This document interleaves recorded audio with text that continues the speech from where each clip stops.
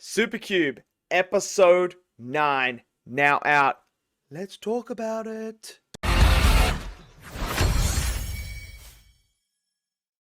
So, episode 9 of Supercube is now out for you guys to go and check out. And people have been saying that this was a solo leveling ripoff.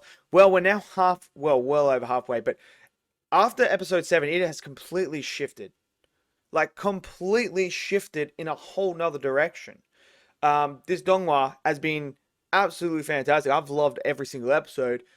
We get to this episode, man, and just when you think you've seen it all in Supercube, they throw in and they change everything, and it's like, okay, so now it's not about this anymore. Like, we had that bit there. Now it's starting to really get narrative focus, and that's really what it is. And it's introducing more world building within this world that we are experiencing. So in this episode, he's obviously becoming a bodyguard. We get introduced to the guy that he's going to be the bodyguard for, and we find out, this through this comedic moment where they actually get paid $3 million.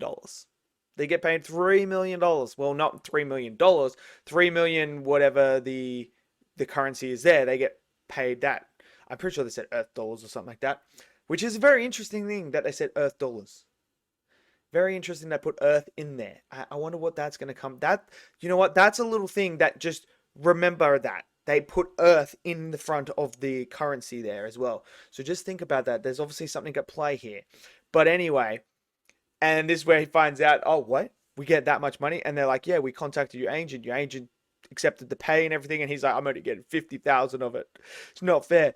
But then we learn when they go into the auction, this is what they're looking for and everything. They get to the auction. And then the guy up there, is like, welcome. And he's like, guess what? Here we go. And unveils this glass floor. Now I'm sitting there, I'm like, okay, we have a glass floor here. What is going to happen here? This could be taken in any direction. We find out that this place has this technology where they are creating these significantly stronger creatures and animals. So they reveal a giant crocodile. And it's got a bell there. Now, the thing is, you got to go down there, fight this thing, and take the bell without dying. And so the first guy's like, oh, I'll go do that. That's fine. And he brings out the gold, and he's like, this will be the reward if you get it done. So the first guy goes down there. I'm going to take this thing down easy. Bro gets out there. He thinks he's all that.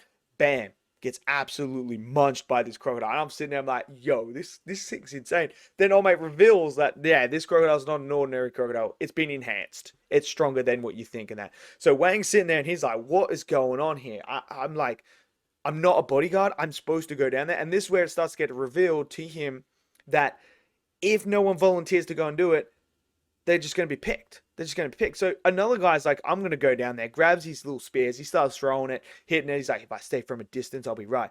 Wang's watching this and Wang's like, this guy's done. This guy is absolutely done. So he goes in and he tries to evade. Next thing you know, crocodile's tail, whack, just splat. The eyeball goes up, everything. I was like, yo, this is wild right now. I did not expect Supercube to go down this route.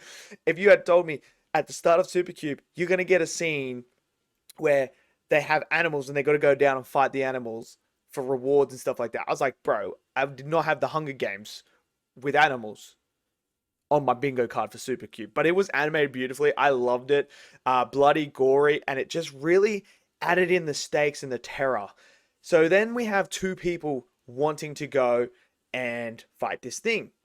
Obviously, each time someone fails, the prize money gets higher, the gold gets higher, and this is where we see Gold Poison, who's working with Wang there. And he rocks up and he's like, oh, so what's going to happen here? And this is where it's talking about, you don't know who Gold Poison is. You don't know who this guy is.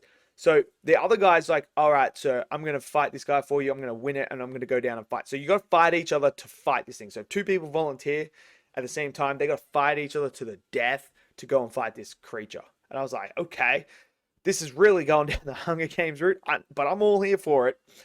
So the one guy, the boss guy, goes, oh, bro, I'm going to give you vacation. I'll give you this, give you that. And old mate turns around. He's like, are you serious? Before even he could even react, Gold Poison's latched onto him. He's biting him here. And we find out that he has a skill that when he bites and drains their blood, he gains the power.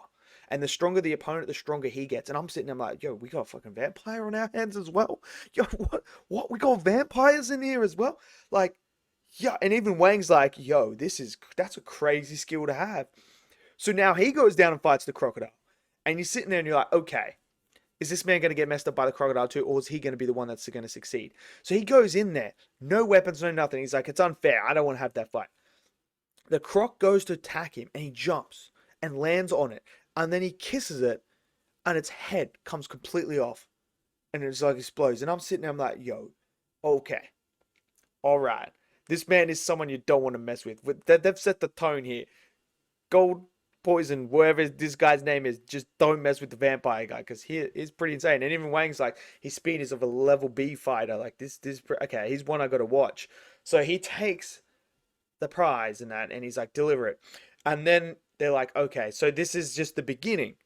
There's going to be more rounds, and they unveil another one that no one has seen. It's like this, like tiger, lion, big cat, wolf, bear looking freaking gigantic thing. And I'm sitting there, I'm like, yo, that's what's gonna happen next week.